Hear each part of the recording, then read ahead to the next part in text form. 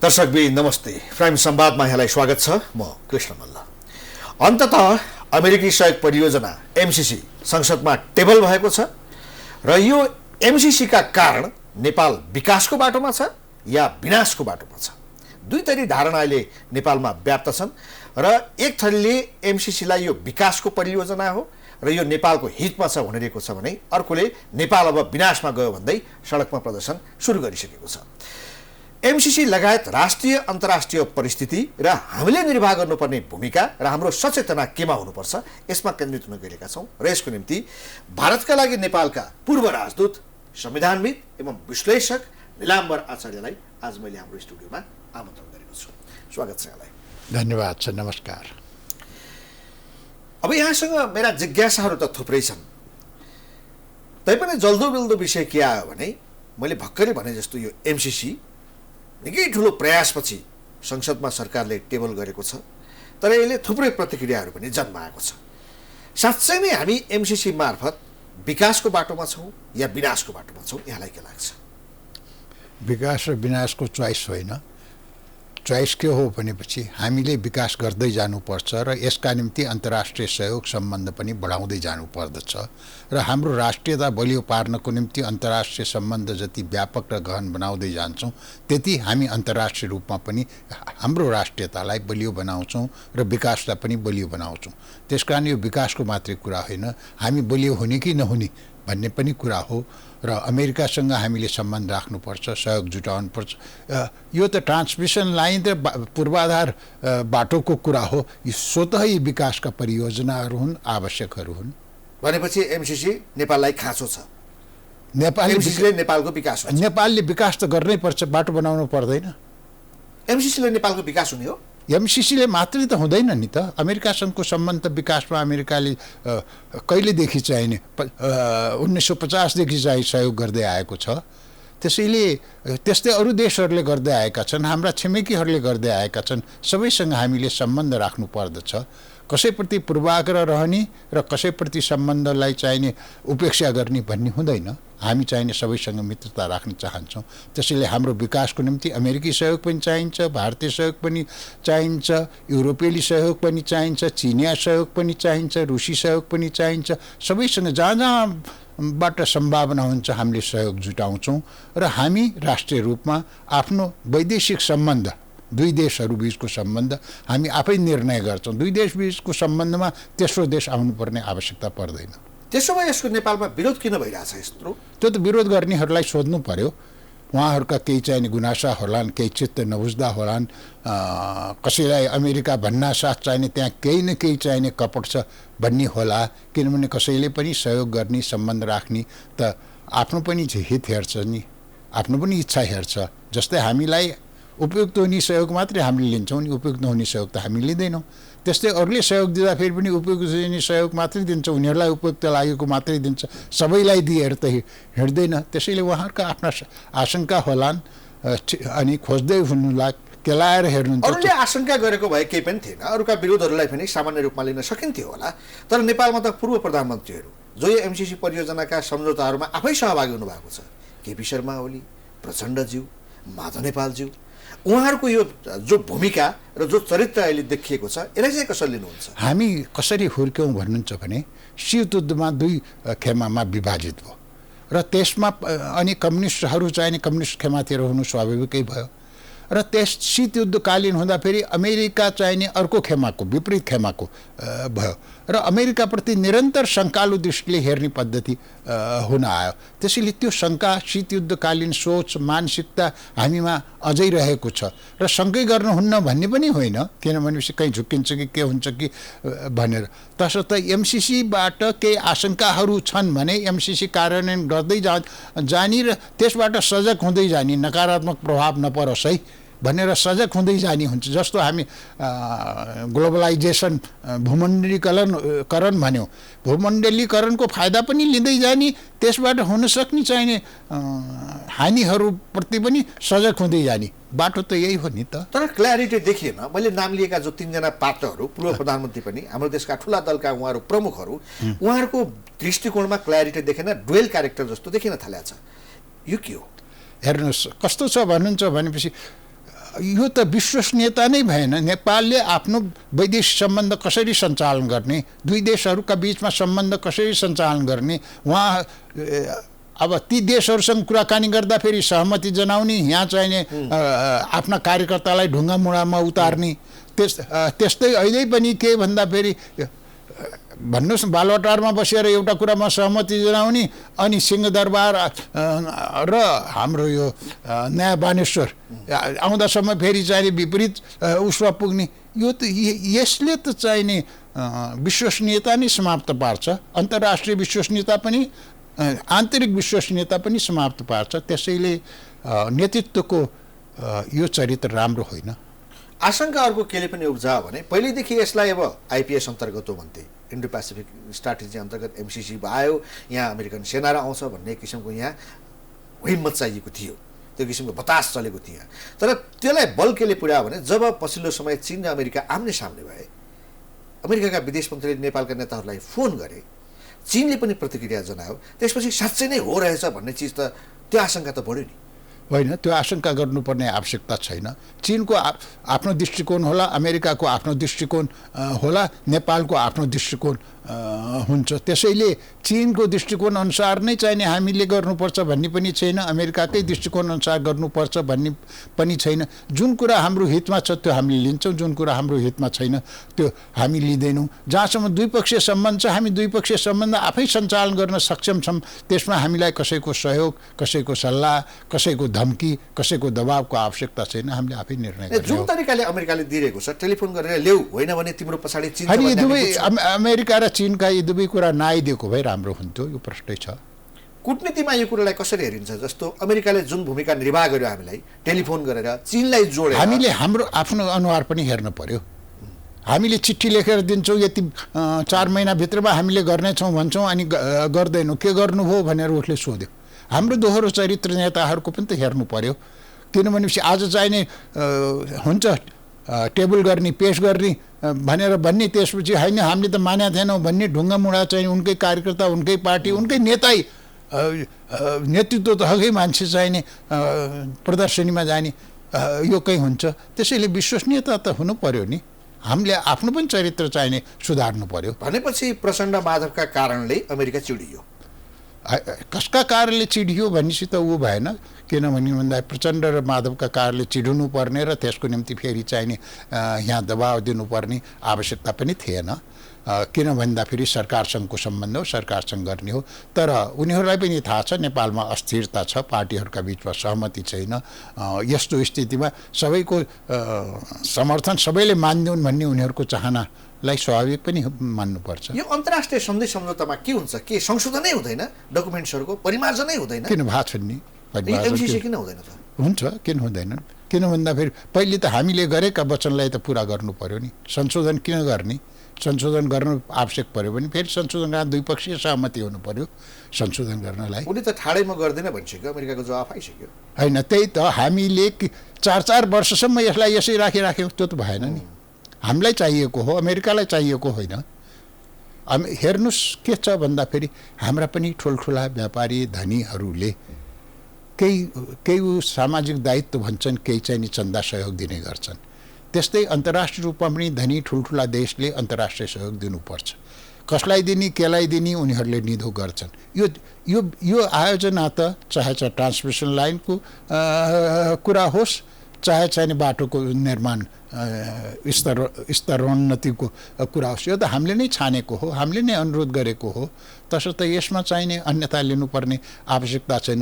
केही त्यहाँ नमिल्दा अमिल्दा कुराहरू छन् भने त्यसबाट सजग रहनुपर्छ, त्यति मात्रै कुरा। त्यो त यो नेपाल र अमेरिका बिचको मात्रै कुरा हो भने चीन कसरी प्रवेश गर्यो त? यसमा त चीन खुल्लम खुल्ला आइसक्यो। चीन कसरी प्रवेश गर्यो के कुरा हुन्छ भने भन्दाखेरि उनीहरूका बिचमा प्रतिद्वन्दिता छ, प्रतिस्पर्धा छ।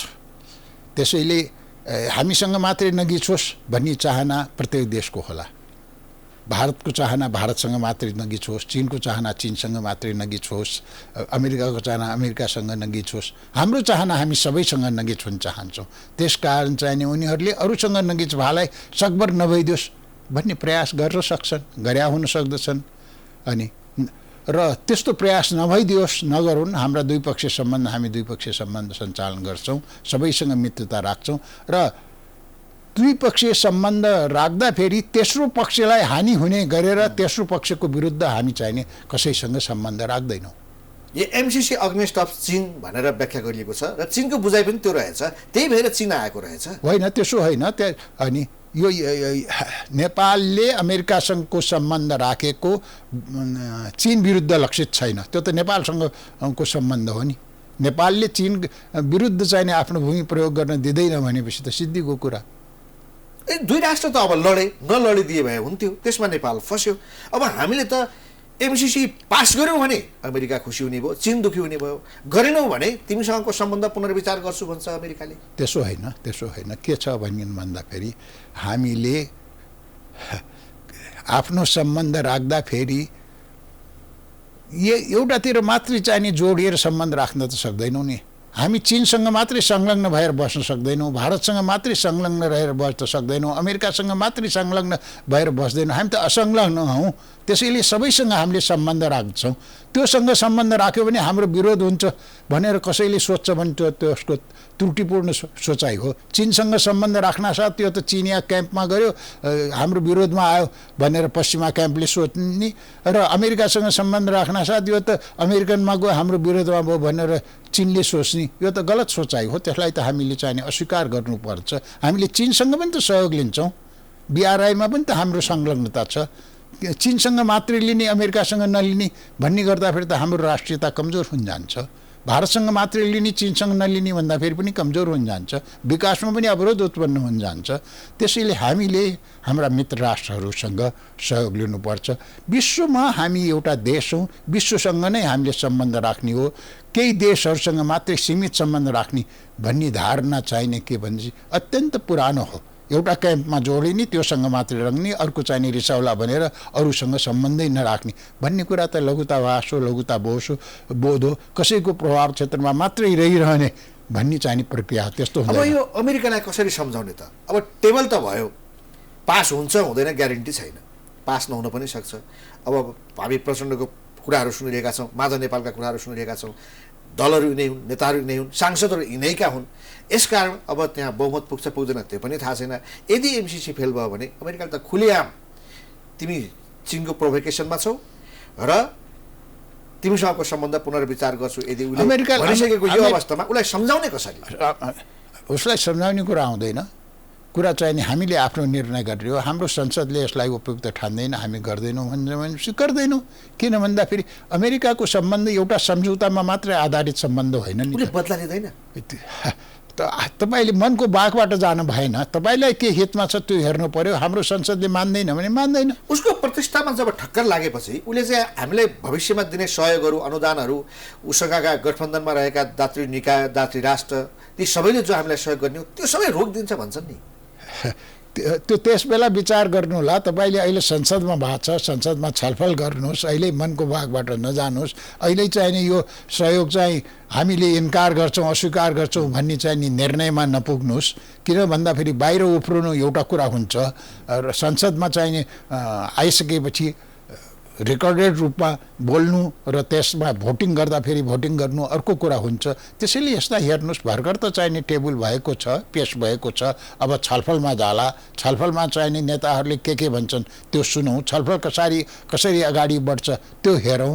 त्यसैले एकैचोटि चाहिने हामफाली हाल्नुपर्ने आवश्यकता छैन। अमेरिकासित त सम्बन्ध त बिग्रिहाल्यो भनेर सोच्नुपर्ने, अथवा हामी त अमेरिकन क्याम्पमा गइहाल्यौँ भनेर चाहिने आरोप लगाउनु पर्ने आवश्यकता छैन। त्यही त अघि नै यहाँले असंलग्न परराष्ट्र नीतिको कुरा पनि ल्याउनु भयो। अबले विश्व जगतमै राजनीतिक ध्रुवीकरणतर्फ गइरहेको, डेमोक्रेटहरूको एउटा, लेफ्टिस्टहरूको अर्को। यसो सामान्य अब युक्रेन मामिला पनि यसमा जोडिन्छ। अब वामपन्थीहरूको एक किसिमको अलायन्स, प्रजातान्त्रिक शक्तिहरूको अलायन्स हुने जाने हो भने अब चीन, रसिया, नर्थ कोरियाहरू एक ठाउँमा देखिने, अब जापान, अस्ट्रेलिया, अमेरिकाहरू यिनीहरू पहिल्यैदेखि एक ठाउँमा। अब असंलग्न भनेर हामी चाहिँ कुनै न कुनै ध्रुवीकरणमा नबसी रहन सक्छौँ र? ध्रुवीकरण भन्नुको मतलब एउटालाई मालिक मान्नु हो। संसार ध्रुवीकरणमा गए पनि यो अथवा त्यो ध्रुवलाई हामी मान्दैनौँ। चाहे दुईवटा ध्रुव हुन्, चाहे एउटा ध्रुव हुन्, चाहे चारवटा ध्रुव हुन्, कुनै ध्रुवमा हामी गाँसिँदैनौँ। त्यो हाम्रो नीति हो, हाम्रो संविधानले पनि त्यही भन्छ।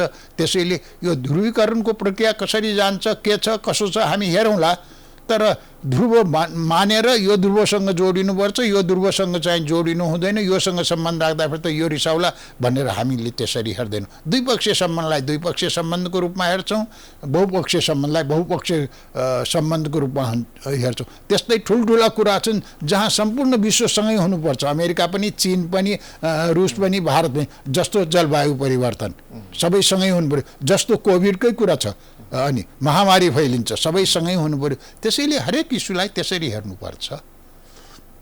हामी त प्रभावमा त परिरहेका छौँ नि, ती इस्युहरूलाई त्यसरी हेरेर त्यो किसिमको धारणा बनाएर त्यो प्रकारको व्यवहार गर्ने सामर्थ्य, त्यो तागत, त्यो इमान्दारिता हाम्रो देशको सरकार, यहाँका नेता दलहरूमा पाइन्छ र? तपाईँको हामी नेपाल कसैको प्रभाव क्षेत्र होइन, प्रभावमा छैन।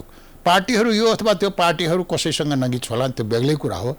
हामी नेपालको विषयमा कुरा गरिरहेका छौँ। नेपाल कसैको प्रभाव क्षेत्र हुन चाहँदैन, कसैको पछि लाग्न चाहँदैन। दलहरू त भए त प्रभाव क्षेत्र, दलहरू प्रभाव नेताहरू त भए त, नेताहरूको कसैको होला, उनको राजनीतिक निष्ठा होला, कसैको निकटता होला, तर नेपाल राष्ट्रको रूपमा काम गर्दा त्यही मान्छे किन चाहिँ तपाईँहरूले भन्नुहुन्छ सरकारमा रहँदाखेरि एउटा कुरा भन्छ, सरकारभन्दा बाहिर किन भन्दाखेरि सरकारमा रहँदाखेरि सम्पूर्ण नेपालबारे सोच्नुपर्ने हुन्छ, सरकारमा नरहँदाखेरि जिम्मेवारी रहँदैन, अनि उच्छृङ्खल भइदिए हुन्छ। अनि जति सरकारमा जाने सम्भावना कम भएका पार्टीहरू छन् त्यति उनी चर्को नारा दिन्छन्, किनभने उनले कार्यान्वयन गर्नु पर्दैन, सम्बन्ध चाहिने सञ्चालन गर्नु पर्दैन, संवाद पनि गर्नु पर्दैन अन्य देशहरूसँग। त्यसैले चाहिँ त्यसलाई त्यसरी हेर्न भएन। सरकार त चाहिने पुरा देशको सरकार हो, पुरा देशलाई हेरेर सरकारले सञ्चालन गर्नुपर्छ। पार्टी चाहिँ माथि होइन, पार्टी त एउटा अङ्ग मात्रै हो। सरकार त सबै पार्टीहरूको सरकार हुन्छ, एउटा पार्टीले मात्रै सञ्चालन गरे पनि। तसर्थ नेपालको सरकारले सम्पूर्ण नेपालको हितलाई हेरेर काम गर्नुपर्छ। हिजो पार्टीमा चाहिने यो दृष्टिकोण त्यो भनेर पार्टीकै दृष्टिकोण लाद्ने, त्यसपछि पार्टीले जे निर्णय गर्छ पार्टीको रिमोट कन्ट्रोलबाट चाहिने सरकार सञ्चालित नि हुँदैन। सरकार सर्वोपरि हो, कार्यकारी सर्वोपरि हो। यो मामिलामा भारतको दृष्टिकोण के छ? भारत अलिक साइलेन्स देखिन्छ, भर्खरै राजदूतको भूमिका। हामीले द्विपक्षीय सम्बन्ध राख्दाखेरि कसको दृष्टिकोण के छ भने हेर्ने नै गलत हो, र यसमा मिडियाहरू चाहिने संलग्न हुनु नै गलत हो। भारतको पनि सहमति लिने भन्ने छ, हाम्रो छिमेकी राष्ट्र हो, यहाँ हुने चलखेलहरूमा चासो त भइहाल्छ। त्यो गलत कुरा हो। हामीले कसैसँग सहमति लिँदैनौँ, कसैको चाहिने अनुमतिबाट हामीले द्विपक्षीय सम्बन्ध सञ्चालन गर्दैनौँ। अब अघि नै मैले विश्व राजनीतिको कुरा गर्दाखेरि अलायन्सको सन्दर्भमा भारत र अमेरिकाको अलायन्स विश्व राजनीतिमै देखिँदो रहेछ। त्यसको सिधा प्रभाव चाहिँ एमसिसी नेपालमा पास होस् नहोस् भन्ने कुरामा त भारतको केही न केही चाहना त होला नि। त्यही त गलत हो। हामी आफू यति कमजोर छौँ, हामीले चाहिँ कसले के भन्छ कसो भन्छ भनेर सबैसित सोधेर हिँड्नुपर्ने, हामीले आफ्नो निर्णय आफै गर्नुपर्छ, कसैसित सोध्नु पर्दैन। सोध्नुपर्छ भन्ने दृष्टिकोण नै गलत हो। त्यो आत्मनिर्णयको अधिकार हामी प्रयोग गर्न सकिरहेका छौँ र? गरेका छौँ, किन गरेका छैनौँ? संविधानमा गरेनौँ, संविधान पारित नगरेर परराष्ट्रको मामिलामा हामीलाई गाह्रै हुँदो रहेछ। किन? संविधान पनि परराष्ट्र मामिला लेखिएको छ, संविधानमा पनि। संविधान भारतले अहिलेसम्म स्वीकार गरेकै छैन, खै स्वागत गरे हामीलाई? स्वीकार गरे पनि नगरे पनि भारतसँग त हाम्रा सहयोग सम्बन्ध बढेका छन्, कामहरू भएका छन्, बाटाघाटा निर्माण भएका छन्। त्यसरी संविधान बनाउँदा आज फङ्सन नै गरिरहेको छैन यो संविधान। रेडियो प्रश्न उठेका छन् संविधानमा। यो त आन्तरिक मामला हो, हाम्रो भारतसँगको मामला होइन। हामीले संविधान चाहिने संशोधन गर्न सक्छौँ, संविधान विकास गर्न सक्छौँ, कार्यान्वयनमा कठिनाइ भएकालाई कसरी समाधान गर्ने भनेर हामी आफै समाधान गर्न सक्छौँ। कुनै बाह्य देशको चाहिने हिजो संविधानमाथि प्रश्न उठाउँदै स्वदेशभित्रकै केही राजनीतिक दलहरूले आन्दोलन गर्दाखेरि नाकाबन्दी हामीले भोग्नु पर्यो, 10 गजमा उभिएर उनीहरूले हामीतर्फ ढुङ्गा हाने। त्यो मामिलामा भारत जोडिँदैन? त्यो संविधानसँग भारतको चासो भन्ने कुरा त्यहाँ कनेक्ट हुँदैन? संविधानसँग भारतको संविधान हाम्रो, हामीले बनाउने हो, भारतले त्यसलाई स्वीकार गर्नुपर्छ। स्वीकार गरोस् नगरोस् हामी अगाडि बढ्छौँ। भारतले यो संविधानलाई स्वागत नगर्दा के असरै परेको छैन? नाकाबन्दी गर्दा असर त पर्यो, तर त्यो असरलाई हामीले झेल्यौँ नि। हामी त्यो असर पर्यो भन्दैमा भारतले चाहे अनुसार नै हामीले काम गर्ने, चीनले चाहे अनुसार नै काम गर्ने, अमेरिकाले चाहे अनुसार नै काम गर्ने भन्ने हो भने हाम्रो राष्ट्रियता खतरामा पर्ने मात्रै होइन, हाम्रो देश नै चाहिने खतरामा पर्छ। त्योभन्दा अगाडि नेपालका नेताहरूले गएर भारतीय प्रधानमन्त्री मोदीसँग कमिटमेन्ट गरेको कुरो पनि आएको थियो। यद्यपि प्रमाणित गर्न गाह्रो पर्ला यी तथ्यहरू, तर हामी यो संविधानमा यस्ता यस्ता कुरा राख्छौँ अब तपाईँ केमा आउनुभयो भनेपछि अहिले त यो चिठीबाटै देखियो नि, अनि प्रचण्डजीको र प्रधानमन्त्रीको चिठीबाटै देखियो कि उहाँहरूले चाहिँ नि कमिटमेन्ट गर्नुभएको रहेछ होइन। अब विदेशमा गएर विदेशीहरूसँग एउटा कमिटमेन्ट गर्ने अनि चाहिँ नि देशमा ठिक विपरीत कुरा बोल्ने भन्ने बानीले त हाम्रो सम्बन्धलाई चाहिँ त असर पार्छ नि। त्यस्तो गर्न हुँदैन। द्विपक्षीय सम्बन्धमा विश्वसनीयता खत्तम हुन्छ। विश्वसनीयता खत्तम भयो भने हाम्रो देशसँग कसले सम्बन्ध अगाडि बढाउँछ? चीनले पनि अगाडि बढाउँदैन, भारतले पनि बढाउँदैन, अमेरिकाले बढाउँदैन, रुसले बढाउँदैन, युरोपले बढाउँदैन, जापानले बढाउँदैन। विश्वसनीय सम्बन्ध त हुनु पर्यो। हामीले दिएका वचनहरू, हामीले सही गरेका सम्झौताहरूलाई हामीले चाहिने ओन गर्दैनौँ, स्वामित्व लिँदैनौँ भनेपछि हामीलाई कसले पत्याउँछ? त्यसैले त्यस्तो काम त गर्दैन। भारत अहिले हामीसँग कति हो खुसी र सन्तुष्ट छ? केही दृष्टान्तहरू म दिन्छु। संविधानको कुरो मैले उठाएँ। भन्नुहोस्। अब हाम्रो चुच्चे नक्साको कुरा थियो। अब यहाँ आफै संलग्न हुनुभएको इपिजी, त्यसको प्रतिवेदन उसले अहिलेसम्म बुझेको छैन। हामीले त हेर्ने व्यवहार हो नि त, हेर्ने मुद्दाहरू हो। यी सबै चिज हेर्दाखेरि त यस्तो लाग्छ कि भारत हामीसँग खुसी छैन। भारत खुसी केही विषयमा खुसी छैन। यसको अर्थ सबै विषयमा खुसी छैन भन्नु हुँदैन। कयौँ विषयमा खुसी छ, मित्र राष्ट्र हो, सम्बन्ध अगाडि बढेका छन्। अन्य विषयमा अगाडि बढेका छन् भन्नुको अर्थ कहीँ समस्यै छैनन् भन्ने पनि होइन। सम्बन्धहरूमा समस्या आउँछन्, समस्यालाई सम्बोधन गर्नुपर्दछ। ती समस्याहरू छन्, ती समस्याले अन्य चाहिने क्षेत्रमा, अन्य जहाँ चाहिने राम्रो चाहिने सहयोग बढिरहेछ त्यसमा नकारात्मक असर नपारोस् भनेर चाहिने होसियार हुनुपर्छ। इपिजीको प्रतिवेदन अहिले किन नबुझ्या? सुन्नुहोस् न, यहाँ चाहिने के छ भन्दाखेरि हाम्रो भूभाग चाहिने केही भूभाग चाहिँ भारतको नियन्त्रणमा छ। इपिजीको प्रतिवेदन भारतले बुझ्दैन। त्यति आधारमा सबै सम्बन्धहरू चाहिने हाम्रा नकारात्मक छन् भनी सोच्नु गलत हुन्छ। हाम्रा सम्बन्धहरू छन्, व्यापार चलिरहेछ, आर्थिक सहयोग चलिरहेछ, निर्माण कार्य चलिरहेछ, विकासमा चाहिने सहयोग कार्य चलिरहेछ, विद्यार्थीहरू पढिरहेछन्, औषध उपचारमा गइरहेछन्, जनस्तरको सम्बन्ध व्यापक रूपमा भइराखेको छ। यी पनि हेर्नु। तर त्यो सम्बन्ध एकदम राम्रो गइरहेछ भन्दैमा चाहिने हाम्रो भूभागमा उसको भारतको नियन्त्रण भइराखेकोलाई हामीले चाहिँ चुपचाप लागेर चाहिने सही राख्ने भन्ने पनि भएन। 10 गजालाई 10 गजा सरह चाहिने गर्नु पर्यो भन्ने कुरामा पनि होसियार हुनु पर्यो। पिलरहरू सही ठाउँमा छन् भनेर पनि होसियार हुनु पर्यो। त्यसैले हरेक कुरालाई जे चिज जहाँ समस्या छ त्यो समस्यालाई त्यहीँ सम्बोधन गर्नु पर्यो। उसको शर्त के रहेछ यो इपिजीको प्रतिवेदन बुझ्ने कुरामा? उसको शर्त चाहिने के हुनु? उसलाई चाहिने बुझ्न अनुकूल लागेन होला, बुझेन। कुरा त त्यसो न। यसमा के त्यस्ता कुराहरू छन्? तपाईँले त द्विपक्षीय उताका पनि अधिकारी, यहाँहरू पनि सँगै बसेर तयार पारेको साझा डकुमेन्ट हो नि त्यो। उनीहरूका अधिकारी पनि त्यहाँ संलग्न छन्।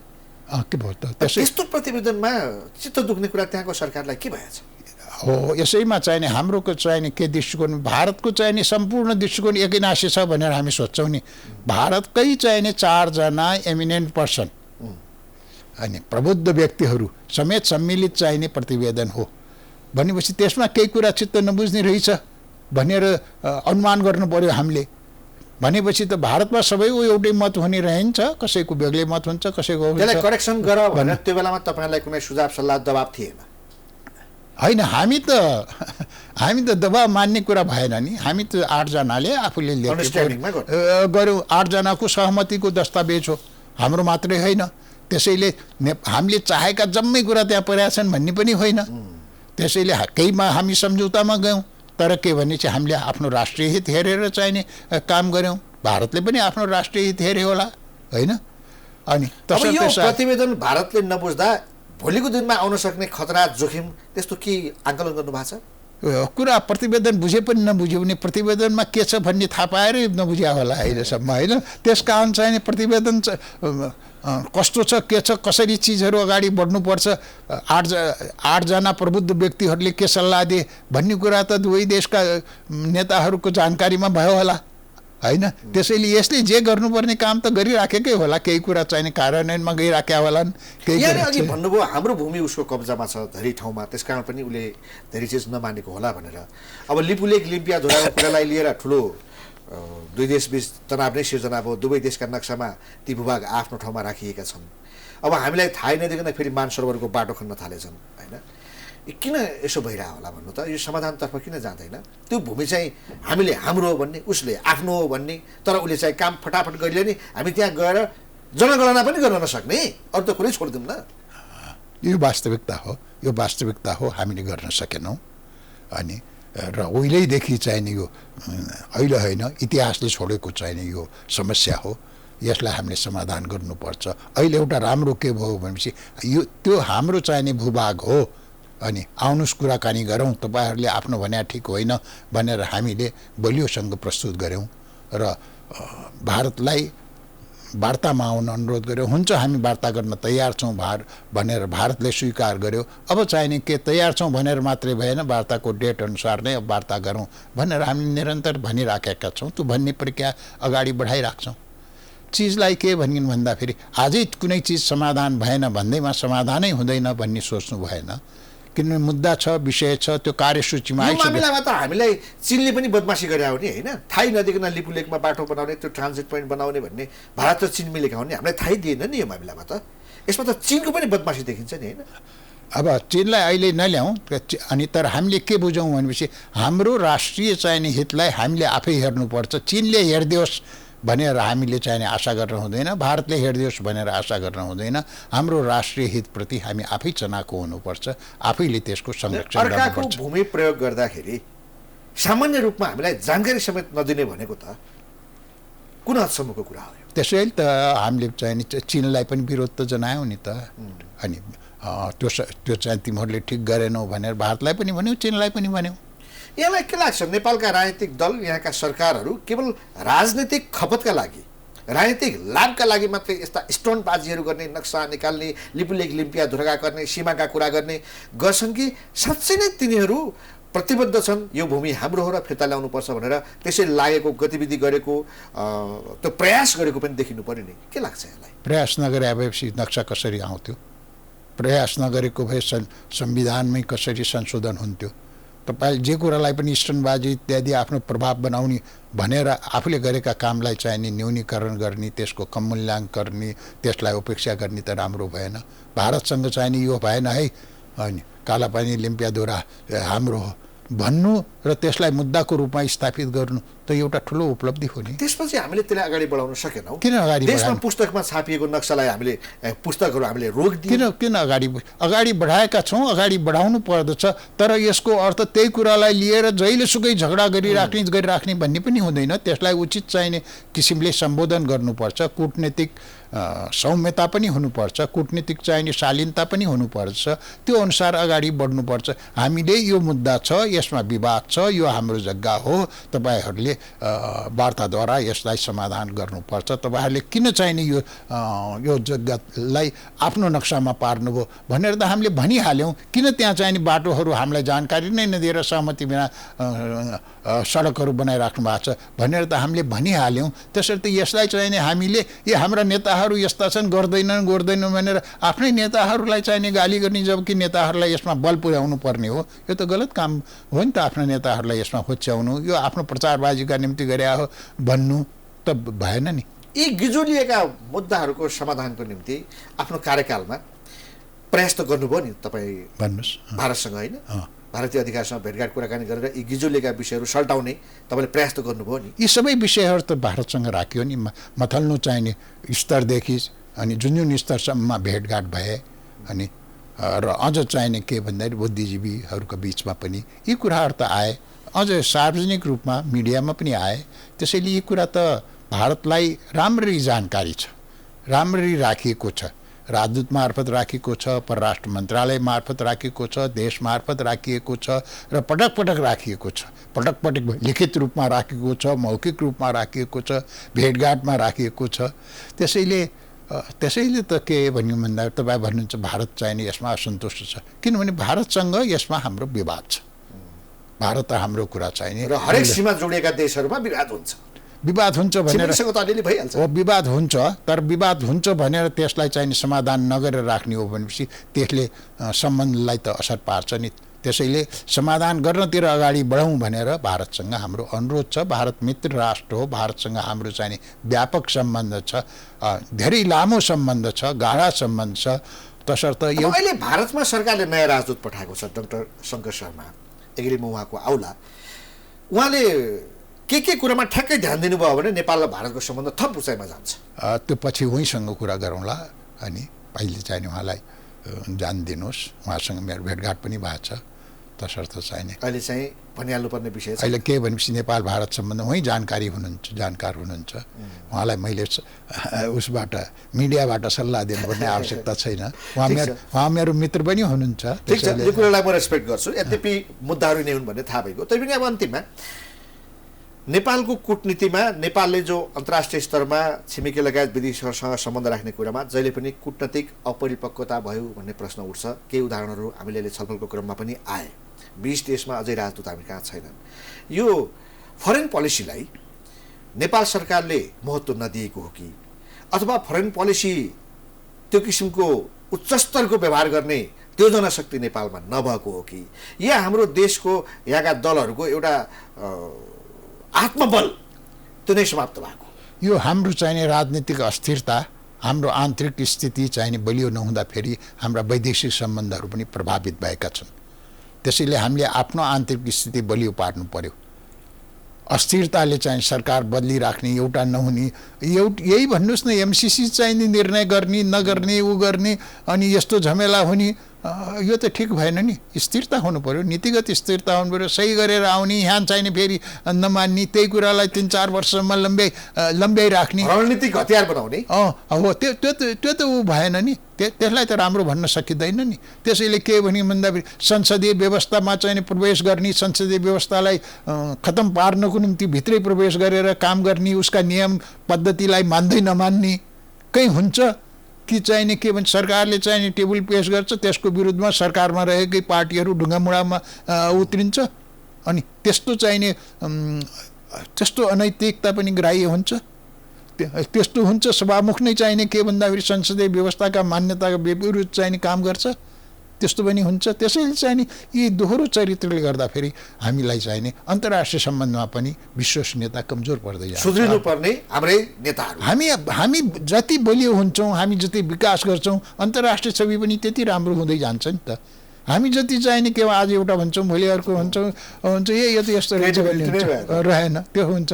त्यसैले आफू बलियो हुनु पर्यो, वैचारिक रूपले बलियो हुनु पर्यो, नीतिगत रूपले बलियो हुनु पर्यो, तत्पश्चात चाहिने आर्थिक रूपले बलियो हुनु पर्यो, नैतिकता पनि त हुनु पर्यो, विश्वसनीयता पनि त हुनु पर्यो। हामी विश्वसनीय सम्बन्ध चाहिँ सञ्चालन गर्ने कि नगर्ने, अनि विश्वसनीय सम्बन्ध सञ्चालन गर्ने भन्ने कुरा आफ्नो तर्फबाट त विश्वसनीय हुनु पर्यो। उनीहरूले कस्तो गर्छन् त्यो उनीहरूको हो। हामी आफ्नो तर्फबाट चाहिने के भन्दाखेरि छिनछिनमा कुरा बदल्छौँ। आज एउटा भोलि अर्को भन्ने होइन, बिहान एउटा साँझ अर्को। भन्नुहोस् न के बालुवाटारबाट नयाँ मानिसहरू आउँदासम्म कुरा फेरिसक्छ। त्यस्तो होइन कहीँ हुन्छ। यहाँले चाहिँ महत्त्वपूर्ण समय दिनुभयो, आफ्नो विचार राखिदिनु भयो, तपाईँलाई चाहिँ धन्यवाद। नमस्कार। दर्शकवृन्द, प्राइम संवादमा हामीसँग भारतका लागि नेपालका पूर्व राजदूत, संविधानविद एवं विश्लेषक निलाम्बर आचार्य हुनुहुन्थ्यो। उहाँसँगको कुराकानी सकिन्छ। हामी सबैलाई बिदा दिनुहोस्।